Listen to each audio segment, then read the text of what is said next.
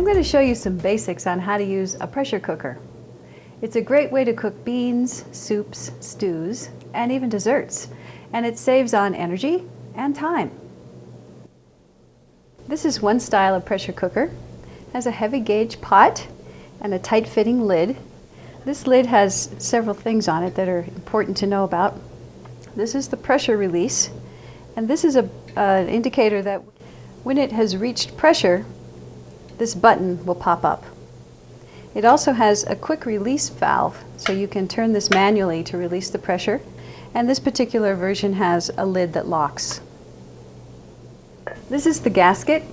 It goes inside the lid and makes sure that the pressure stays in the pot. It's very flexible, and you need to make sure that it's clean and has no rips or tears. This is how you assemble the pressure cooker. You insert the gasket under these little flanges here, and then line it up and close it. You need to close the steam vent and lock the lid. There are three ways to use the pressure cooker. One is called the natural release method, which just means you let the pot cool off on its own. The second is to move the switch and release all of the steam pressure inside. And the third way is just to take the pot over to the sink and put cold water on it. The amount of time you cook things in a pressure cooker depends on several factors. Your pressure cooker, your altitude, whether you have pre-soaked the beans or grains that you're cooking, and how tender you want everything to be when you're done. I live at 8,500 feet, so I usually have to cook things much longer than most people do. These garbanzo beans, I want them to be very tender, so I'm cooking them for 13 minutes. The recommended time is between 9 and 14 minutes. We have a cooking chart on our website that gives ranges of cooking times. So when you're ready to use your pressure cooker, check the chart. If you live at a low altitude, choose the shorter amount of time and try it. You may have to experiment a few times to get it right. I'm going to be cooking some garbanzo beans.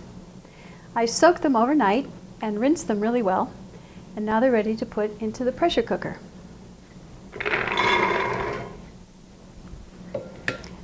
You need to cover them with water about 2 inches above the beans.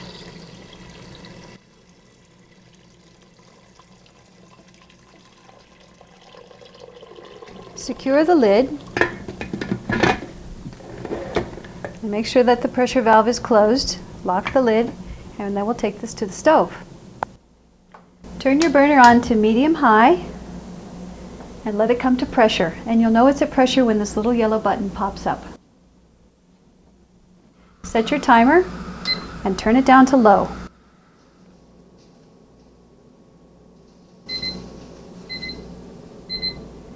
Once it's finished cooking, turn off your timer, turn off the heat, and then move the pot off the burner. Now I'm using the natural release method, so I'm just going to let this cool down naturally, and we'll know that the pressure has been released when this little button goes down.